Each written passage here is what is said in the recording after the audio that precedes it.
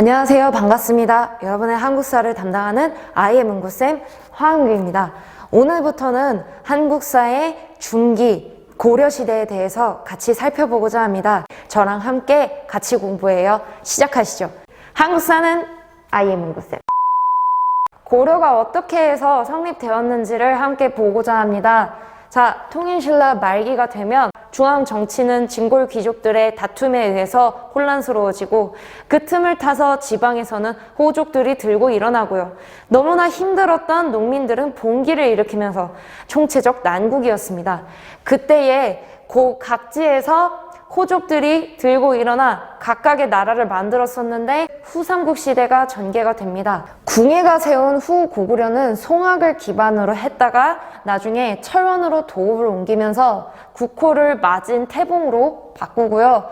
완산주, 즉 현재 전주에서 시작됐던 견훤은 후백제의 크기를 확대시켰습니다. 또 왕건과도 여러 차례 전투에서 부딪히면서 경쟁을 했었더랬죠.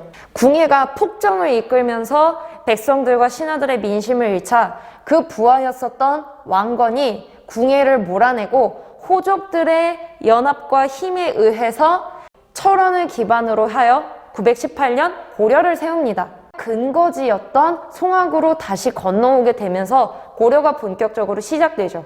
그 소식을 들었던 신라의 경순왕은 나라를 들어서 왕건에게 바칩니다.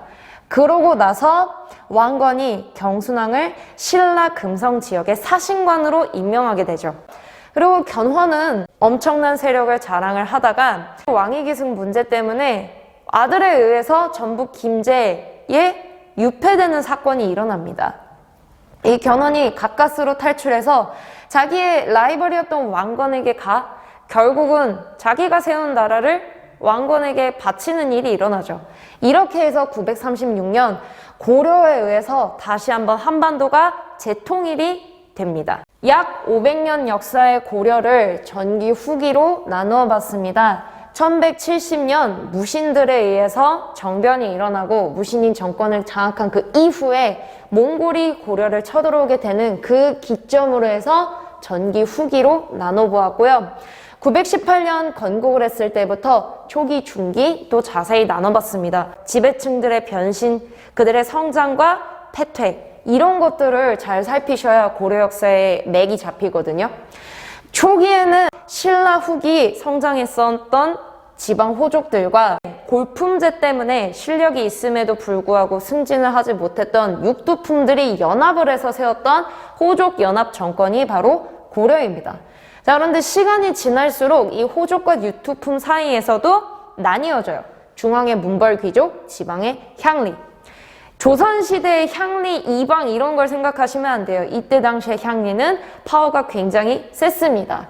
그러다가 1170년 무신정변을 거치고 나서 무신들에 의해 엎치락 뒤치락 권력 다툼이 일어났다가 몽골이 쳐들어오고 나중에 원간섭기가 시작되면서 원나라의 세력을 힘입었던 권문세족이 등장하고요.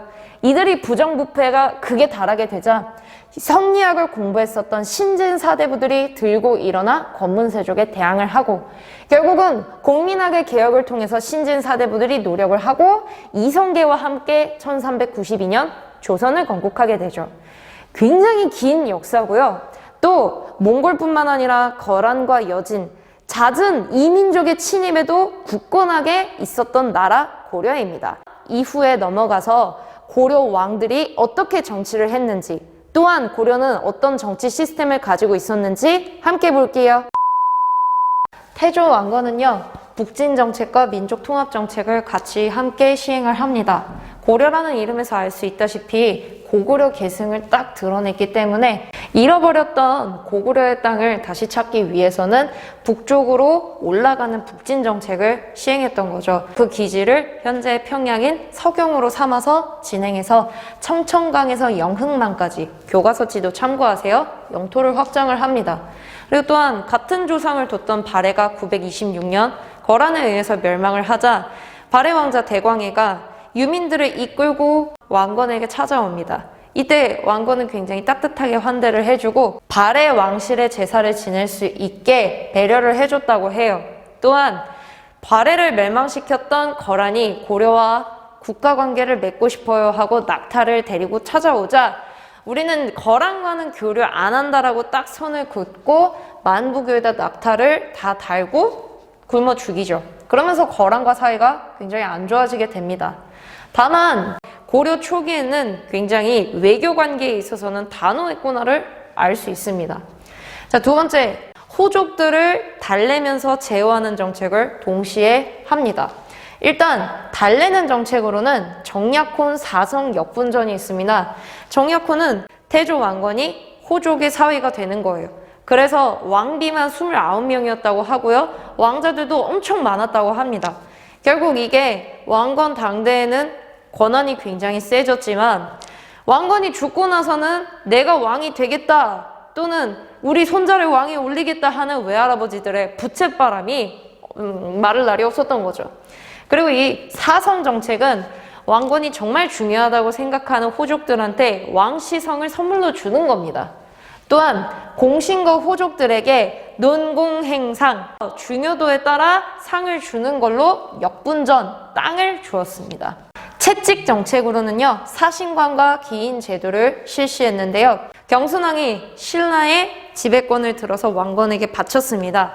이 왕건은 자, 어서 오시오. 고맙소. 나에게 나라를 바쳐줘서. 그럼 신라의 옛날 수도였던 그 경주 지역의 사신관으로 그들을 임명할 터이니 나의 신하가 되어주시오. 이렇게 시작이 되었을 텐데요. 어떤 지역에 고위 관리가 났습니다. 그럼 그 고위 관리가 사신관이 되어 자기 고향을 관리하는 거예요. 만약에 거기서 반란이 일어난다거나 세금이 안 거친다거나 문제가 생겼을 때에는 같이 연대 책임을 지는 겁니다.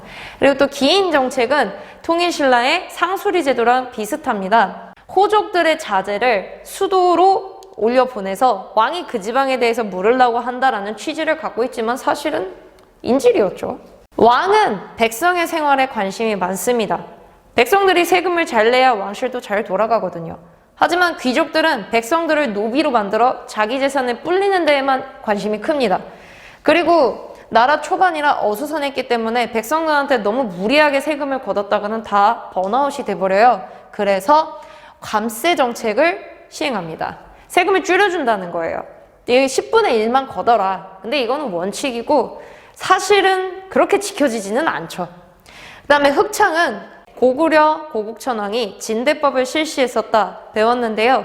춘대 춘합, 봄에 국가에서 쌀을 빌려주고 가을에 추수할 때 약간의 이자를 붙여서 돌려받는다라는 거죠. 그 취지랑 같이 춘궁기에 백성들이 굶어 죽지 않도록 나라에서 창고를 만든 거예요. 이름이 바뀝니다. 나중에 의창으로.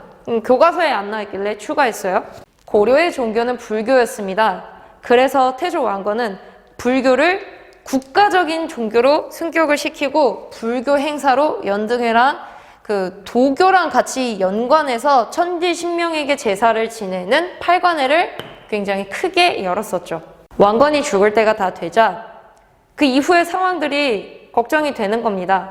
그래서 후손들에게 남기는 메시지로 훈요 10조, 또 신하로서의 모범적인 자세, 계백료서 이런 책들을 쓰고요. 연호가 천수였습니다. 그만큼 자신 있었다는 거예요. 우리는 고구려를 계승한 나라고 우리는 독자적인 천하관을 가지고 있으며 고려는 영원히 위대하리라. 이런 자부심을 가지고 있었죠. 다만 태조왕건이 죽고 나서 아까 언급했던 외할아버지들의 이 부채바람 엄청 심했다고 그랬죠? 결국 일이 터진 게 왕교가 난을 일으켰습니다. 진압이 되기는 했지만 왕실의 위험이 땅바닥으로 떨어지고 호족들은 의기양양해서 에헴 내 왕실 마음에 안 들면 이렇게 해버릴 수 있어? 그런 상황에서 광종이 즉위를 합니다. 처음에는 호족들의 요구를 다 들어줘요. 무리해 보이는 요구일지라도 실권이 없어 보이는 약한 왕일지라도 요구는 다 들어줍니다. 호족들이 엄청 만만하게 보죠. 그런데 몇 년이 지나고 나서 광종이 호족들을 부릅니다. 야야, 내가 그동안 요구사항을 다 들어줬는데 딱 하나만 부탁하자. 세금을 내야 이 나라가 돌아가는데 너네가 양민들을 노비로 만들어가지고 이 세금 낼 그게 없다, 사람이.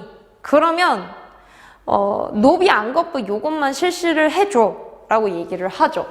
이거는 불법적으로 노비가 된 양민들을 조사해서 다시 원래대로 회복시켜주는 정책입니다. 굉장히 싫어요, 호족들이. 이 노비는 얼마든지 호족들의 군사가 될 수 있었고 또 경제력이었기 때문에 굉장히 반대를 하죠. 심지어 왕비도 반대했다고 합니다. 그러나 광종이 이걸 밀어붙여요. 또한 후주에서 귀화한 쌍기라는 사람의 건의를 통해서 시험으로 관리들을 뽑는 과거제가 이때 처음으로 시작됩니다. 지금으로 얘기하면 공무원 시험이죠. 호족들이 엄청 반발했습니다. 그때에 호족들은 사실 노비 안건법으로 노비들을 뺏기고 힘도 없잖아요. 경제력 군사적인 힘이 없다 보니까 광종이 이때 본격적으로 공신들과 호족들을 모조리 숙청을 해버립니다. 그리고 살아남은 사람들 또는 새로 뽑힌 사람들한테 이제 내 밑으로 집합, 자 레벨 이렇게 나눠줄 테니까 중요한 사람 순으로 옷은 이렇게 입어 하는 공복제를 시행을 하는 거죠. 강력한 왕권을 만들기 위해선 자기가 피해 군주라는 오명을 써도 그거 감수하겠다 그러면서 이렇게 일을 진행을 시켰고요. 그 당대의 연호는 광덕 준풍이었습니다. 이 위에 칭제 건어는 황제를 칭하고 원년을 세운다라는 말이어서 이때 중국은 5대 10국 시대라 해서 굉장히 혼란스러웠기 때문에 고려가 당당하게 나는 황제 국가다라고 이야기를 할 수 있는 시대적 배경이 됐었던 거죠. 경종 때에는 시정 전시과를 시작합니다. 그 전에 태조 왕건 때는 논공 행상에 따라 역분전을 준다고 했는데 이거는 태조 왕건한테 잘한 사람, 태조 왕건한테 덜 잘한 사람, 태조 왕건한테 그냥 한 사람, 태조 왕건의 입장에 따라 바뀌겠죠. 그렇기 때문에 객관적이지가 않아요. 그래서 문제가 굉장히 컸어요. 그러자 광종 때 공신과 호족들을 대거 숙청을 했으니까 관리들한테 월급을 주는 시스템을 다시 한번 바꿔야 될 거 아니에요? 그래서 경종 때 전시과가 처음 제정되었다 그래서 시정 전시과입니다. 이거는 전직과 현직 관리들의 그 관품과 인품을 기준으로 해서 땅과 산, 땔감을 거둘 수 있는 산을 준 게 전시과입니다. 근데 잘 보세요. 전직과 현직을 줘요. 그럼 관리들은 계속 늘어날 텐데 땅이 모자라지겠죠. 그리고 인품을 기준으로 한다? 왕한테 아싸바싸바 아부를 잘 하면 좋고 왕에게 아부하지 않고 강직하면은 불이익을 당할 수도 있었겠죠. 경종 때는 처음에 이걸 시행을 하다가 목종 때 개정이 됩니다. 그래서 개정 전시과에는요 인품이 빠져요. 전직과 현직 관리들의 관품에 따라서. 그러다가 이어서 문종 때는요 경정 전시과라 해서 이번엔 땅이 정말 모자라니까 전직 관리들은 빼자. 그래서 현직과 관품 이거에 따라서 땅을 주자라고 하면서 이 전시과가 변화가 되는 거죠. 이렇게 해서 관리들이 월급을 탈 수 있는 체제가 완성이 되었고요. 시간이 흘러서 성종 때를 가게 됩니다. 광종은 왕권 강화를 위해서 피해 숙청을 했다면 성종은 육두품 출신의 최승로에게 시무 28조를 받습니다. 폐하, 나라를 관리하시려면 폐하 뜻대로 하는 게 아니라 성현들의 말씀인 유학을 따라서 하셔야 나라의 기틀이 잘 잡힙니다. 저의 말을 들으소서. 이 조언에 따라서 성종은 중앙 지방 정치 시스템들을 정비합니다. 중앙은 이성 6부제, 지방은 전국을 12목으로 나누고 지방관을 파견을 했고요. 태조 왕건 때 국가적인 행사로 키웠었던 연등회를 축소시키고 팔관에는 없애버립니다. 이를 통해서 고려 중기로 가게 되면 문벌귀족 사회의 토대가 잡히게 돼요. 성종이 만들었던 시스템을 옆으로 가서 함께 보도록 할게요. 성종대에는 신라 육두품 출신의 최승로의 조언에 따라서 유학을 국가 정치의 기본 이념으로 삼습니다. 그렇게 해서 만들어진 시스템이 중서문화성, 상서성의 이성육부입니다. 당시 중국의 당나라, 송나라의 선진 문물을 받아들여서 고려의 실정에 맞게 정비를 한 결과입니다. 일단 중앙은요, 중서문화성과 상서성의 이성으로 구분이 되고요. 실제로 이를 집행하는 부서는 이병호영예공입니다. 조선시대는 이호예병형공인데 고려는 전쟁이 굉장히 많았기 때문에 국방부였던 병부가 앞에 위치해 있는 거죠. 참고하시면 되고요. 중서문화성의 관리로는 재신과 낭사가 있었습니다. 제시는 심의를 담당하는 고위 관리였고 낭사는 비록 품은 낮았지만 언론 기능을 함께 했었죠. 그 다음에 중추원이라고 국가 기밀을 담당하는 부서가 있었는데 추신과 승선이 있었습니다. 추신은 군국 기무를 담당했고 승선은 왕의 비서 역할을 했었고요. 또 감사팀이라고 있었잖아요. 어사대가 존재를 했습니다. 관리의 감찰 기능을 담당했고 국가적인 돈을 다루는 기구 3사가 있었는데요. 이 3사는 사실 조선시대에도 있습니다.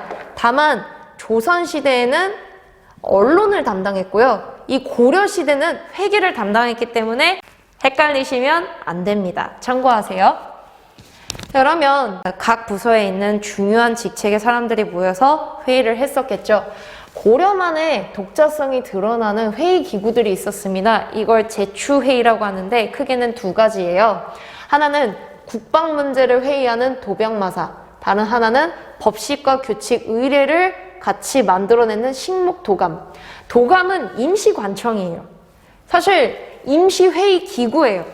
다만 고려는 엄청나게 많은 외적들의 침입을 받았기 때문에 항상 전쟁을 대비해야 됐어요.